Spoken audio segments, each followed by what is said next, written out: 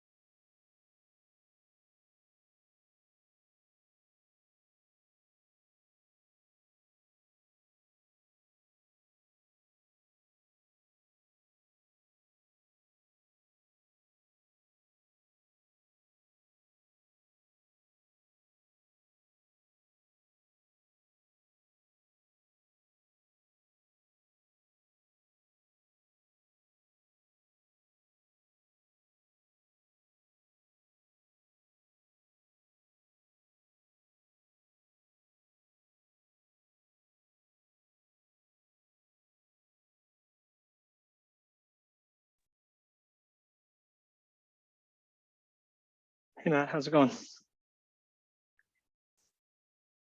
Hello. Hey.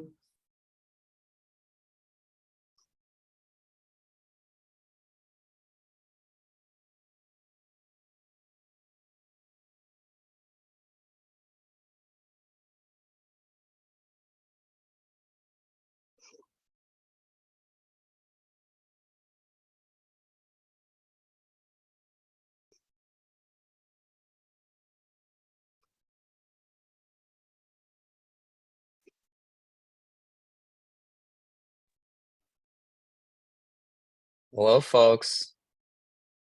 Sorry for being a couple minutes late. My internet went out and is back again.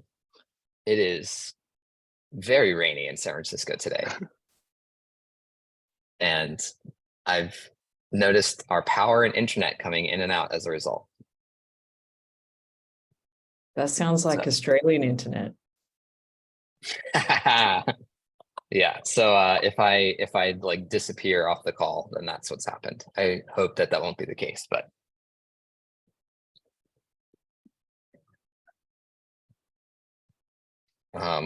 one second while I pull up our agenda doc.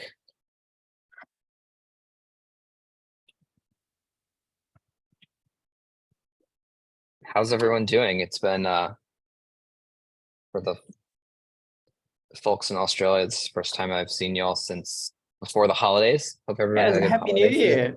Yeah, Happy New Year. Good. I haven't been to one of these in a little bit since way before December, I think. So good to see That's everybody. true. Yeah, good to see you.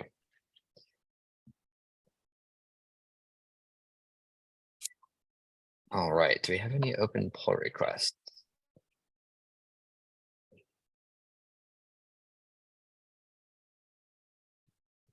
We do not. 5, and I think this is Andy. You're not on the list of attendees yet. You gotta add yourself. I'm just open the pull request. Sorry. Thank you, sir. I just dropped a link to the agenda in the chat, just so everyone can follow along. I think we have a tight agenda today, but let's dig into it. Welcome all. By joining, we all agree to the SPEC membership agreement, participation guidelines, contribution guide, code of conduct. Great links there to all of those if you ever want to read up.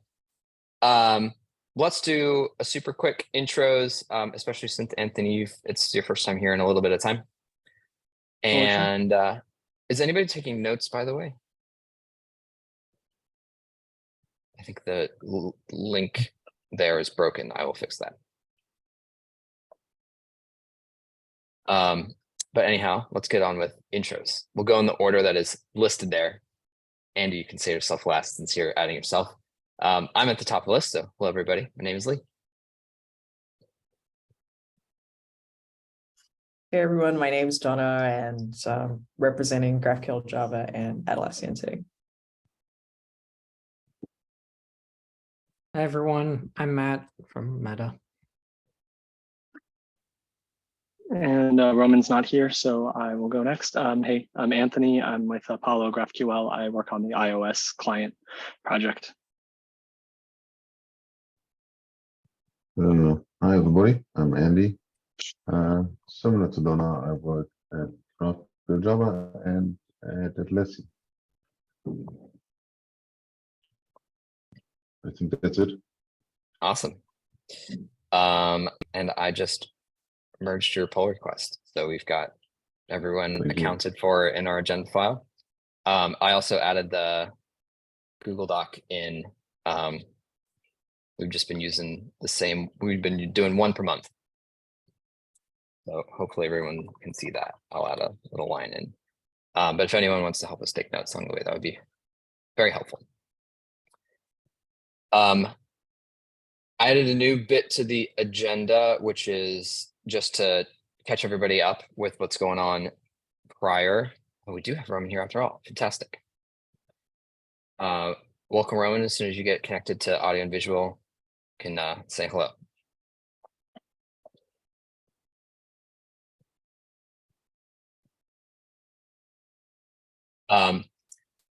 Since a handful of you were not in the previous meeting, I just added this as a default agenda item to just do a quick recap.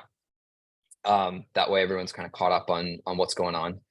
In the last meeting, which was last week, the primary thing we talked about was fragment arguments, which Matt, I know you have a couple of updates on, you can help walk us through.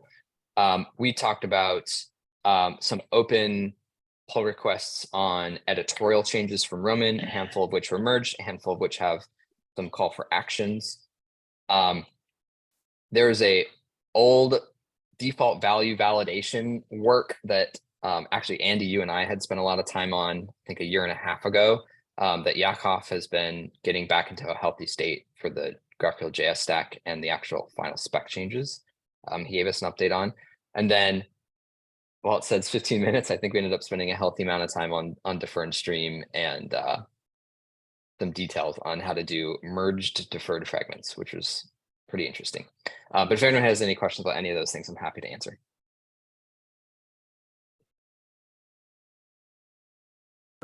Anything specific to talk about the default value stuff?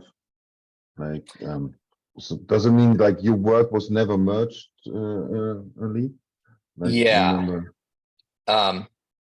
The work on the GraphQL JS stack was never merged because I was doing that work at the same time, excuse me, that Yvonne and a couple of others were migrating the code base to TypeScript. And he asked me to hold off on merging until that happened. That ended up being a pretty significant refactor. And so the like restacking all those diffs was non-trivial, which Yakov just did. And there was also some spec changes that may need to change based on some of the nuance there. I think that the spec PR that we had up is still probably accurate draft, but it actually wasn't clear whether Yakov was taking over championship of that or not. I worry that the action is still on me, but I don't think there's anything specifically unique. I know that Andy, props to you. You got ahead of the curve and got everything merged into GraphQL Java. So things are in a better state there. Yeah, so maybe my memory betrays me here, but I think there was basically two things, right? Like first was like brought up by Benji that there's some validation missing in general for default values. And I think there was even a spec addition to improve validation somehow. I'm not sure we ever implemented more validation, but fundamentally we implemented the model we came up with and basically fixed all default value handling in GraphQL Java, and Cool. it worked well. That was the important one. It's overall now a consistent system, you know, like you provide the default value, we know how to print it as AST for SDL and for introspection results. We never have like a weird state now where we don't know, is this like a coerced value or a raw value or literal, like all of these nuances and confusions went away. The one thing that we ended up really needed is like the additional function for the scalars, like this value to AST thing, which converts a value to a AST literal. That's definitely needed, and actually this work influenced the custom scalar work also that Donna and I did. So this work, what we did, set in some way the foundation that we could have a consistent custom scalar spec in some details. So yeah, overall from GraphQL Java, I think it worked very well. It kind of fixed up all the things that were unclear. Happy to see that it progressed in GraphQL JS also. I must say, just as a meta comment, I feel from what I've seen in other implementations that a lot of other implementations get away with a simpler model. So I think Python and Ruby and stuff, they don't have 4 different functions in a coercing interface for custom scalars. And just to share, like, I think this works well for 99% of the custom scalars, especially if the ones that are very similar to the built-in ones. What we basically ended up fixing was the 1% edge casey thing with really complex, crazy custom scalars, like JSON, maybe in some aspects, for example, or we have another good example. Some custom scalars where you didn't have literal for something like this. So it's more like we made it 100% now, and before it was 95 maybe. Yeah. That's Okay. because a lot of people are confused about when they read it. Why do I need it? It works fine, you know, but it does not work fine in 5% of the cases, and 95 is fine. That's just like as a how I think people should think about this work. I think that's right. Yeah, I think that's right. I remember there being an input from the custom scalars bit about like one of the particular translation paths that are being non-obvious. And the goal of that work was to remove the amount of times that you would have to do something that was not obvious. Yeah. But it's also tough to page that all back into my memory. It is a little bit tricky topic, and you need to read it again, I think, to catch up. Not you, I mean everybody. It's non-trivial Right. to get the mental model right. But yeah, happy to see progress. That's all I feedback from GraphQL Java side. Awesome. Let's talk about GraphQL scalars and licensing. Yeah, man, sorry to put this pressure on you, but we are waiting for you. This one's locked on me. I'm hoping that we can just like spend some time in this meeting, just like getting this to done. I think we can. Okay, that'd be The tricky Awesome. part here, I think, is that there's 2 separate things that we need to think about. I see the pull request open that's been sitting on me for a while. Adding the MIT license. That license is code, not specification text. So to the degree that there's like a GraphQL scalars technical project that like builds the website and like all of the code written that sits in there, licensing that at MIT is exactly the right thing to do. And so we will add that. And I think that aligns tightly with actually the license in the package JSON says OWFA. But OWFA is the license that we would want on the spec text that covers spec text. There's like weird reasons for why they're different, but that's what it is.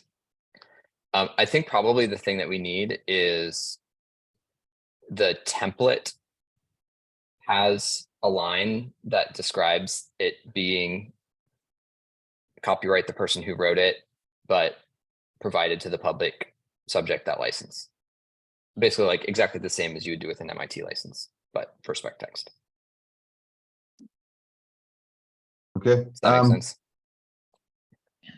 Yeah, I think it makes sense. It's like the for us, the most important license, as you said, is I think the OWF license, OWF. That because we are looking not for code contributions, right? Like we have a little bit code there that maybe builds something or does some infrastructure, but the actual real value lies in the spec text, and this is not code.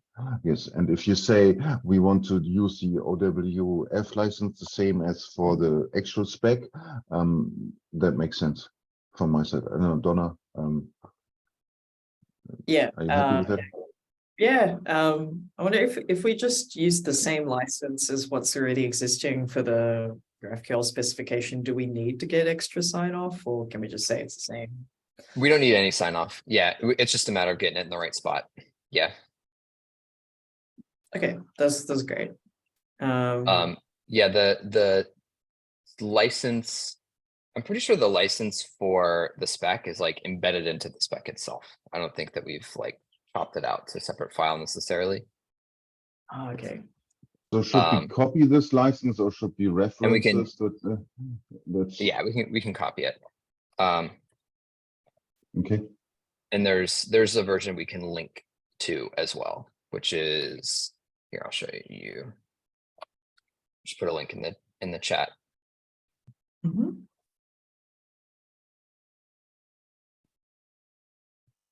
Which is, this is a terrible website, but that's the like official version. Okay, so do we need to register anything to make this happen, or just No, I don't think that we do. Okay. Yeah. I can double check that that's the case, but I'm fairly certain that we don't need to do anything. Okay. It would also be great to not treat it as something completely different, right? This is kind of still Correct. GraphQL spec text in the wider sense, even if it's different repo and everything. It would be great that we don't open up different processes and stuff around this, you know, if we can, because it should follow the same rule as when you fix something in the normal spec. Yeah. And but you think we should add like a line to it, Lee, into the templates that this is under this license? I think we don't have this at the moment, right? Yeah, you need like a copyright and a license. And I think I'll write a PR that just adds it to the template. And I think that's all we need. Okay. And I don't know if it's useful. Maybe we can like I'll add something to the README that just like enumerates this. And then that way the template can be like extremely succinct and then just like link back to the README. And that'll be more than enough. Rather than me doing that like live during a recorded call, let's just aim to end our call on time or earlier. And I will use like the last 30 minutes of our time slot to go do that. Okay, great. Should I merge in that MIT license file now? I think you can go ahead and merge it. Yeah, there's no harm in doing that. Feel free to merge that. And then if there's any, because what we'll do is say any code that exists is MIT licensed, and any specifications that are in the repo are Open Web Foundation Agreement license, that's OWFA. Cool. And so I'll do a follow-up PR and I'll just reconcile. I'll add whatever's missing. I'll add the stuff to the template. And then the MIT license will be there, so we'll be good. Okay. Yay, thank Yeah. you. Yeah, Woohoo. that would be awesome because we want to promote it a little bit more, like get a blog post out or something and use it really. Then let's not hold up the meeting longer that he has time later. Thanks. Totally. I think you probably can too. Where it really matters is if you start to see people show up and start writing them in, then we'd want to make sure that we've got the license in before we merge them. But like in terms of encouraging people to start showing up and adding PRs to this thing, you should feel unblocked to at least do that. Especially if the goal is to like get the legal stuff polished out imminently, then we should be good. Cool. Anything else we need to get the GraphQL Scalers project up and running? Is it just the getting the licensing stuff ironed The out? legals was the last Cool. thing to We- take off. Oh, we will, sorry. we will reiterate and find out the nuances and maybe some template specs, naming and stuff. We will continue working on this, but in terms of blocking and get it officially started, it's really just a little bit infrastructure license stuff. That's all. Yeah. Yeah, and then to-dos on me after we get the legals done is to write that announcement blog post. I've already got one half done and I'll finish it up with Andy. And I was also thinking the GraphQL specification doc could link to this custom scalers piece in the custom scalers section, just so it's more discoverable. That's a good idea. Yeah, we could add like a non-normative note there. I like that. Yep, cool. That's all I had. Andy, did you have anything else for it? No, not really. Like the other thing I want to mention is spread the word or use it or like look into it if you can. So let's hope we get the value out of it. We hope. Yeah, I think we could do that. That sounds good. Awesome. Okay. Well, I'm going to pull that down now so that after the meeting, I'll add the licensing stuff in place. We'll be in good shape. Sorry for letting that sit on me for longer than it probably should have. Let's move to Matt. You've got some updates on fragment arguments. Yep. So the last working group meeting a week ago, we decided fragment args. There are some open questions. I put an action item on me to gather those open, like what are the concerns? What are things that we really need resolution on?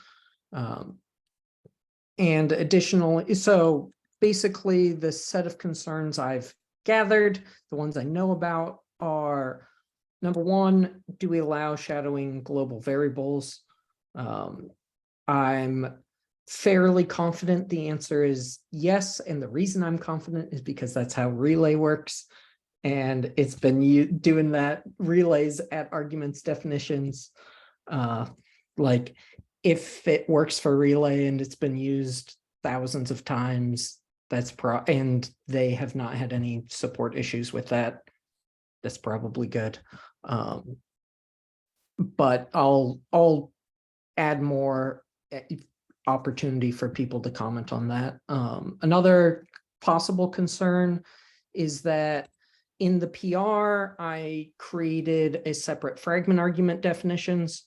I put on me as a task to basically, on top of that PR, you use variable definitions and see how gnarly that gets. I'm currently in the process of doing that.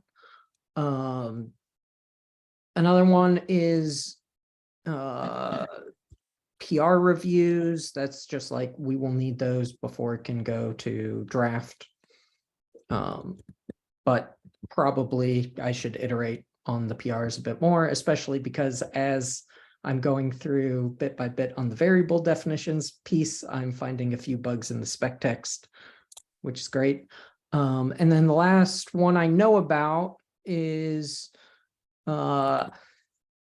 a somewhat of a concern. The spec text is basically describing fragment arguments as being locally scoped, is defining the algorithms using a kind of new locally scoped variables concept.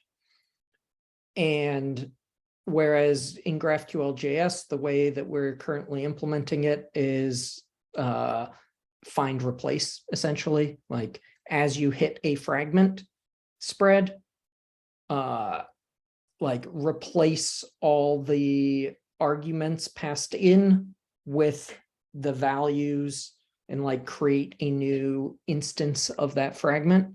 But yeah. Yeah, so that's those are the concerns I know about. I was wondering if other people know other concerns.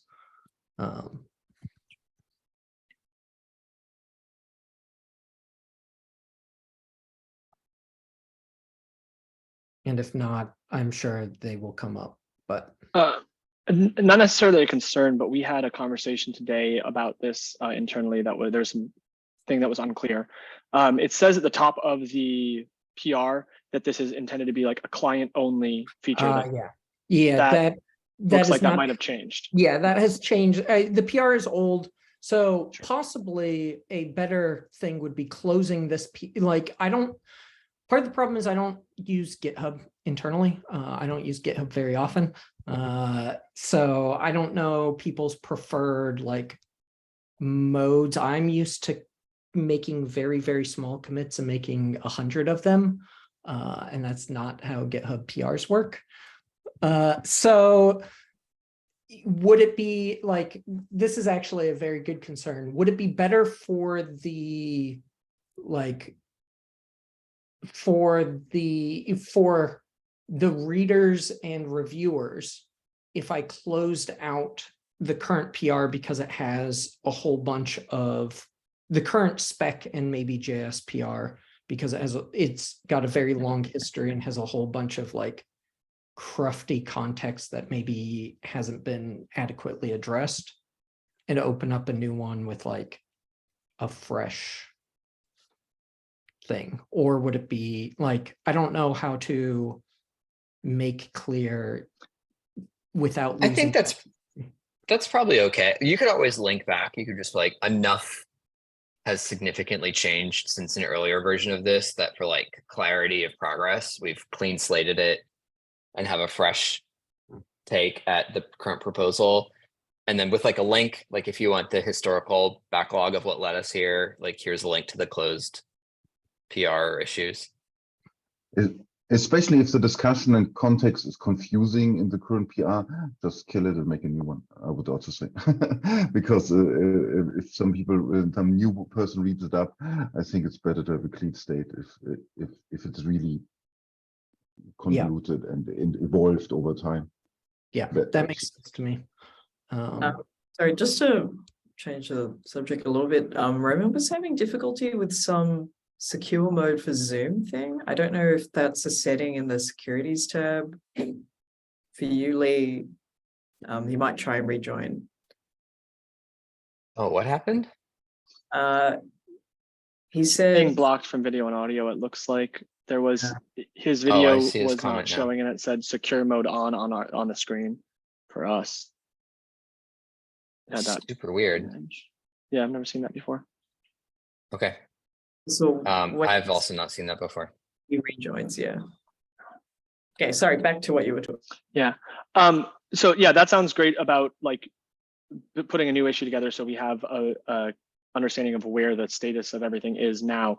Where I would like some clarity then is if it's not going to be a client only feature, what changes have been made since then that really do require this to be something on the server side? Or have we just made the decision that like we want the server to be able to understand and execute this logic? Theoretically, has there been anything that's changed that would disallow clients from doing what you had initially suggested, which is transforming the fragment arguments and splatting the actual values out for servers that don't yet support this? Yeah, so there's nothing that would prevent clients from doing that. In fact, the original reason I made the PR was because Relay already had in its compiler already was doing this transform. And it would just be a lot cleaner to have those AST nodes available so that we could parse them and do the Definitely. transform. But yeah, so there's nothing preventing that. It's just, there's no, like, the vast majority of the complexity is in fact the validation, the executor complexity is not that high. So it's a relatively small delta to just like in the spec, okay, we've added this on the client, we can also do it on the server. It's just not that big a deal. I think it's actually way less work than trying to transform the operation definitions is. So I'm all for that. I'm just wondering if there was, for Apollo client, we need to support like every server out there. So I want to make sure that there's still a way for us to do that theoretically for servers that don't implement this yet. Cool. Yeah, I think your options are either you tell users of the Apollo client that like your server needs to support it to use the feature, and there's like some categories of feature that you'd want to do that, and you could like do some kind of detection to know if the server supported that or not. I mean, or it's you very like easy. polyfill it. Yeah, you polyfill it. I mean, it's very easy for like, if you use this and then you try to hit your server, you will just get a malformed query, right? Like error from the GraphQL server and figure it out. Yeah. So I'm not super worried about it. I'm more concerned about getting adoption of this feature implemented on our actual like enterprise server products. So if our server products are lagging behind due to roadmap issues, then I need to like backfill it. Yeah, that makes Cool. sense. Thanks.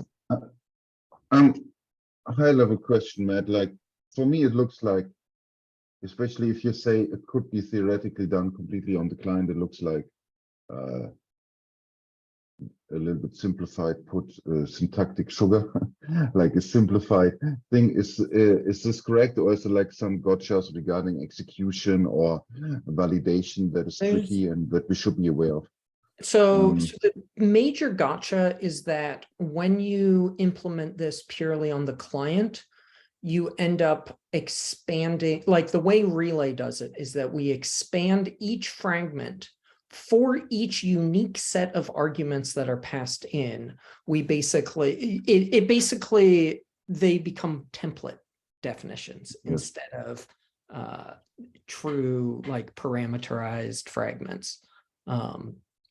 And that has server cost, that has like execution time cost, because now if you've got profile picture in 18 different iterations, now like you have to add that text 18 times. How does this work with persistent queries? Yeah, so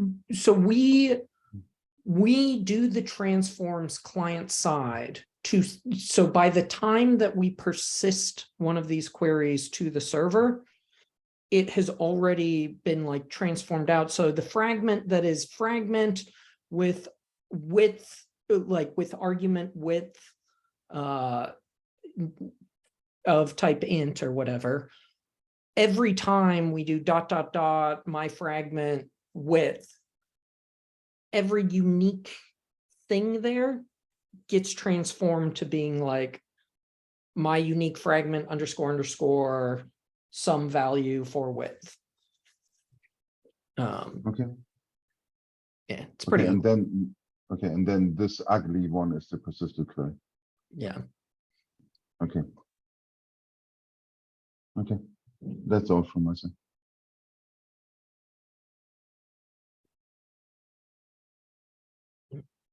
Can't see you, Roman. Hopefully you can hear us. I was trying to do He some said he can searches hear as to how us. to. At least you can hear us. Yeah, all we see is that photo, Roman, that says secure mode on, and it's in reverse. Yeah. Roman, I wonder if you have some setting that's like you can only participate in encrypted meetings. I don't think our meeting is encrypted. Because I did a little bit of Googling and it says that we'd see like an encrypted lock icon. I don't see that. And I actually don't even see the ability to turn it on. So. No, this meeting is encrypted actually. Oh, it is? If you click on the green shield in the top left, it says encrypted. Oh, you're right. And I missed that before. Well, I can't seem to figure out how to turn it off.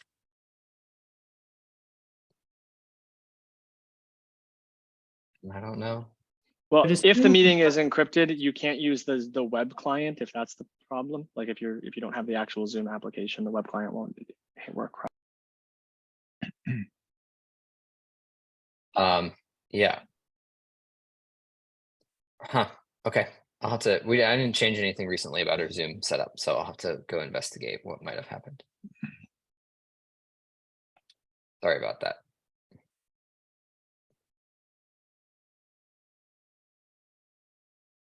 It says, I looked at the security settings overview. Only authenticated users can join is disabled. Only authenticated users can join from web clients is disabled. Blocking from some domains is disabled. Password required is enabled. I don't know if everybody had to put in a password. There should be allow use of end-to-end encryption, and then a default encryption type, either enhanced or end-to-end. Hmm. Under security. Yeah, I don't see those right here. Okay, I'll have to figure it out. I don't have access to that one either. I wonder if that's because somebody else had set up the meeting invite. Maybe. We'll figure it out. Anyhow, Yeah, moving on for the agenda at least right today. yeah, Matt, was there any other pieces and fragment arguments that you needed our input on, or is this more of just like a status check? So this was a status check, and it was helpful because I found the PR issue, and I don't think we added. I didn't have time to put in notes. Was there something else that we added as an open concern? I don't think so. So yeah, it's basically just like making sure I had gathered the open concern so that when I like present or whatever as like, hey, people, this is ready for actual reviews. Like right now I'm the one that's blocking it from moving forward. I want to make sure that I have everything I need so that other people become the thing blocking it from moving. It's the dream.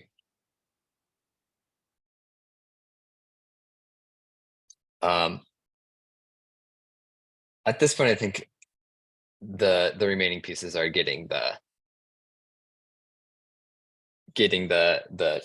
spec text form and the GraphQL JS reference implementation bits like in the right shape to have your opinionated stances on these open concerns. Yeah. That we've got something tangible to talk against. Yeah, I'm pretty sure I have those opinions. It's just like verifying. Right now, it'll be easy to knock down the spec text, for instance, because it's just wrong. Right. Can I actually add one thought already? Yep. I was always glancing over your page again, and I see like you changed the overlapping fields can be merged validation. Nothing against it. Fundamentally, just want to call out that this is our most expensive validation we do. And in GraphQL Java, we actually have a highly optimized version implement, which is not the spec text, which is like like somebody else years ago did some work and we adopted this work. And we saw like a lot of performance improvements because of this optimized validation. And I'm a little bit like, this is one of the most complex pieces in the whole spec, and I'm a little bit worried about changing this, how it affects the optimized implementations, and if we can still keep it optimized. I just want to call this out. I don't have an opinion yet, but it's a tricky detail. Yeah, I agree. One of the key things that so this is actually also true of GraphQL JS. I'm not sure that we are as optimized as GraphQL Java, but we in GraphQL JS, like we make sure that we only visit each fragment once, and this becomes, so if you just do the pure client side thing, you end up spinning up a fragment per like set of fragment spread plus arguments passed in.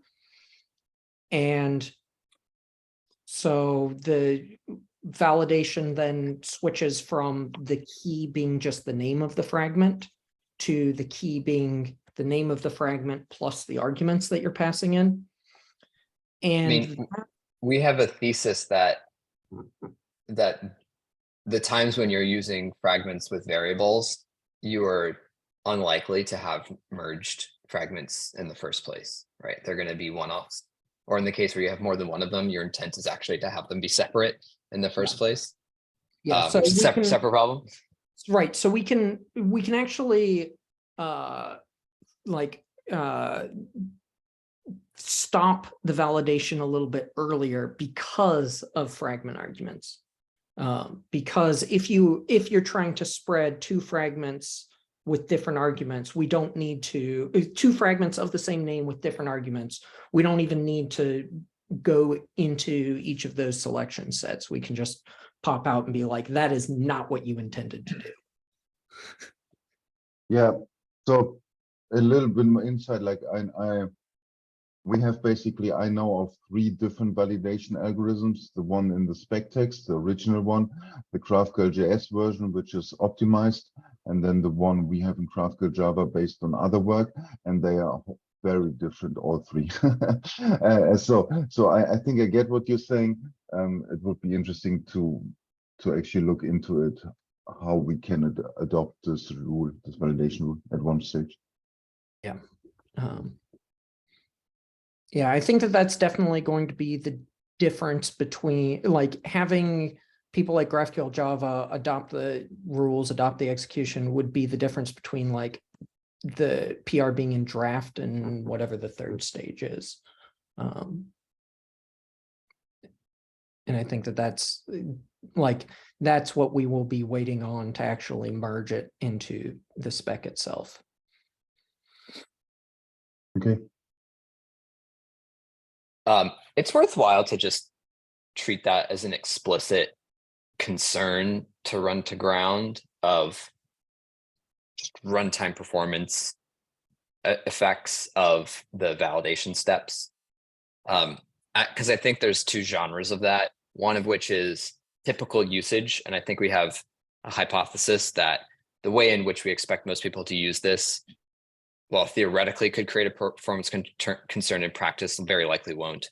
But I think there's another genre, which is like an attack surface. Like, could you imagine, we could already kind of dream up scenarios where people write degenerate query text that causes validation performance issues. And does this create a new category of those things if done in a malicious way?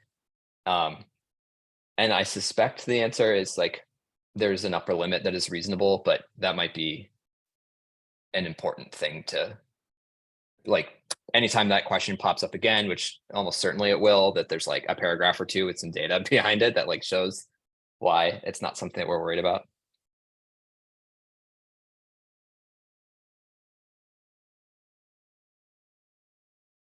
Sweet. Anything else we should talk about today? I'm not sure what you need to do to like suggest actual agenda items in the future. Do you just make a change to like a pull request to the agenda with the agenda items you want to add? Okay, cool. I'm curious about having more discussion around fragment modularity. I think that fragment arguments are amazing. And I know that Matt, like you guys have been really excited about fragment modularity. And I kind of like was really negative about a lot of the specific ideas you had in the past there, or critical of. I think that this is an amazing step in the right direction. And I am really interested in considering more options for how we can make fragments more modular. I see a lot of value in doing it. I have for a long time, but I still think that like some of the issues around how that affects response format and duplication of data and stuff need to be addressed.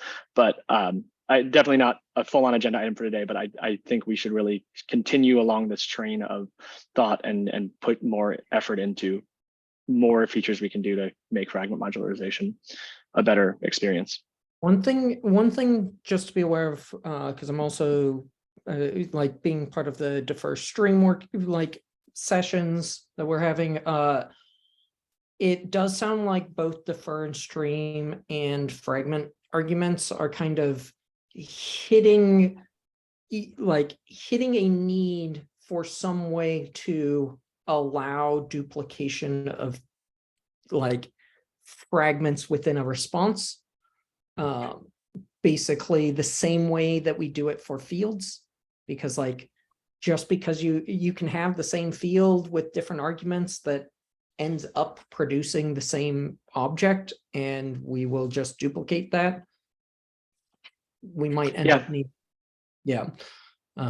so that'll be like figuring that out, because I know with defer we originally had labels which basically produced duplicated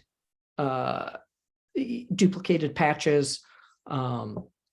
Similarly with fragment args, like right now the validation just yells at you and is like, you have two fragment spreads with different arguments passed in. You have to solve this. Right. Whereas with fields, when we hit that issue, we say alias one of these fields. Right. And there really is no solution for this without some sort of fragment modularization. I agree. Yeah. I think that the challenge there is trying to find a solution that identifies where the actual non-duplicated, the data that will be different based on different fragments, is, and separating that out from all of the fields that should be actually merged. Most of the time, if you have a fragment that has some different, some different data, you still end up having a bunch of fields on it that are going to be the same. And how can we expose that in a way that is reasonable? I'm not sure what the answer is, but I definitely want to keep working on this stuff. So if you ever want to get together with, if you have ideas or you want to brainstorm other things, there are people at Apollo who are interested in making this happen. Makes sense. Sweet. I agree that that's an interesting, compelling thing to keep talking about. Awesome. We will wrap a little bit early. Thanks everyone for the good discussion. I'll use some of the remaining time left in our time block to get that licensing stuff put together for GraphQL scalars. See you all in the next meeting, which should be, I got the next one, I think next week, and then the full one after that. And for the Australian folks, next time next month. Talk to you then. Bye, everyone. Right. Um,